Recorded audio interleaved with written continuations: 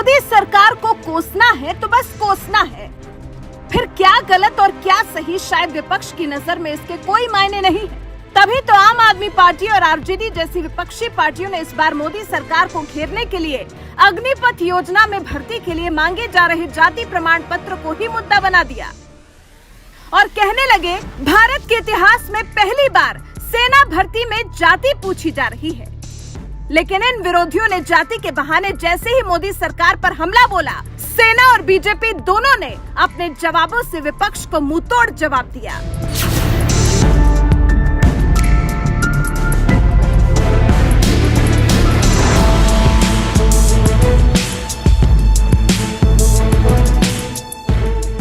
मोदी सरकार जब से अग्निपथ योजना लेकर आई है तभी से विपक्ष इसके विरोध में उतर गया है और किसान कानून की तरह इसे भी वापस लेने के लिए मोदी सरकार पर दबाव बनाने में जुटा हुआ है। फिर इसके लिए कोई भी आरोप क्यों न लगाना हो। तमाम विरोध के बाद अग्निपथ योजना के जरिए भर्तियां चल ही रही थी कि विपक्ष इसमें जाति का मुद्दा ढूंढ लाया। सबसे पहले आरजेडी नेता और लालू यादव के बेटे तेजस्वी यादव ने सवाल उठाते हुए कहा, जात न पूछो साधु की लेकिन जात पूछो फौजी की। संघ की बीजेपी सरकार जातिगत जनगणना से दूर भागती है, लेकिन देश सेवा के लिए जान देने वाले अग्निवीर भाइयों से जाति पूछती है। ये जाति इसलिए पूछ रहे हैं क्योंकि देश का सबसे बड़ा जातिवादी संगठन आरएसएस बाद में जाति के आधार पर अग्निवीरों की छटनी करेगा। आरजेडी नेता तेजस्वी यादव के बाद आम आदमी पार्टी के सांसद संजय सिंह ने भी जाति के बहाने मोदी सरकार को घेरने की कोशिश की और लिखा, मोदी सरकार का घटिया चेहरा देश के सामने आ चुका है। क्या मोदी जी दलितों, पिछड़ों, आदिवासियों को सेना भर्ती के काबिल नहीं मानते? भारत के इतिहास में पहली बार सेना भर्ती में जाति पूछी जा रही है। मोदी जी आपको अग्निवीर बनाना है या जातिवीर? आप नेता संजय सिंह ने भारत का न जाने कौन सा इतिहास पढ़ लिया और कह दिया भारत के इतिहास में पहली बार सेना भर्ती में जाति पूछी जा रही है, जबकि खुद भारतीय सेना ने जाति विवाद पर सफाई देते हुए कह दिया, सेना में किसी भी भर्ती में पहले भी उम्मीदवारों से जाति प्रमाण पत्र और धर्म प्रमाण पत्र मांगा जाता था। इसे लेकर अग्निपथ योजना में कोई बदलाव नहीं किया गया है।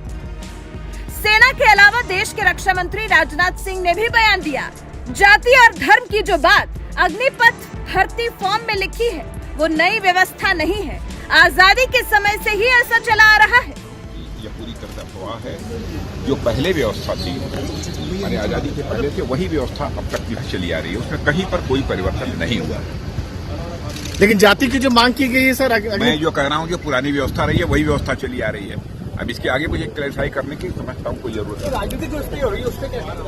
जब सेना और रक्षा मंत्री ने सफाई दे दी कि ये कोई नया नियम नहीं है, पहले भी सेना में भर्ती के लिए जाति प्रमाण पत्र मांगे जाते रहे हैं, तो भला विरोधियों पर बीजेपी पलटवार करने से कैसे पीछे रह सकती थी?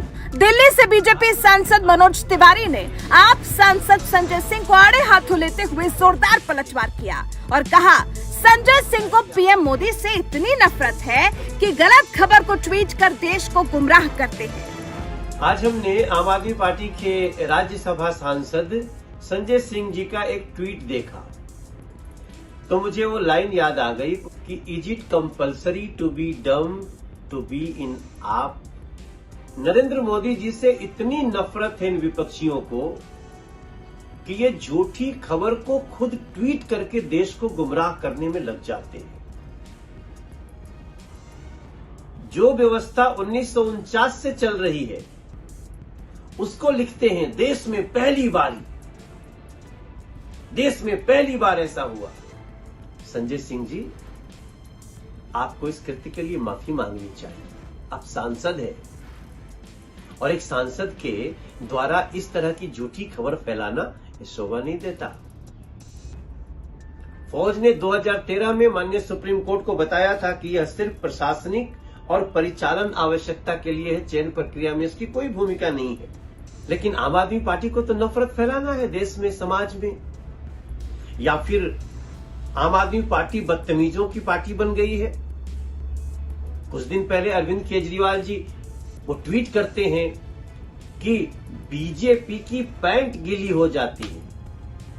ये मुख्यमंत्री के और उधर से ये झूठी खबर को ट्वीट करना, फैलाना। प्लीज अपनी इस घटिया राजनीति से सेना को बख्शिए, क्षमा मांगिए प्लीज।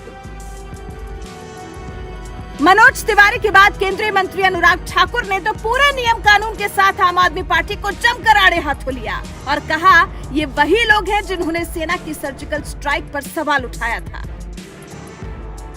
देखिए, आर्मी रूल 1956 और डिफेंस सर्विस रेगुलेशन 1987 के अनुसार ही भर्ती होती है। वही प्रक्रिया को अब भी जारी रखा गया है। लेकिन कुछ राजनीतिक दल, जैसा मैंने पहले कहा, आम आदमी पार्टी जैसे, गुमराह करने का प्रयास करते हैं, झूठ बोलते हैं और झूठ के नए आयाम स्थापित करते हैं। सच्चाई ना जानते हुए युवाओं को गुमराह करने का काम इन्होंने किया, आग लगाने का काम इन्होंने पहले किया। और ये वही लोग हैं जिन्होंने पहले भी प्रशंसन सर्जिकल स्ट्राइक पर भी खड़े किए थे। कोई बदलाव नहीं है। जो जानकारी पहले प्राप्त की जाती थी वही जानकारी अब भी प्राप्त की जाती है और लाखों युवाओं ने आवेदन किया है अग्निवीर बनने के लिए। ये अपने आप में दिखाता है कि विपक्ष का प्रोपेगेंडा, विशेष तौर पर आम आदमी पार्टी का झूठ, ये देश के सामने आया है।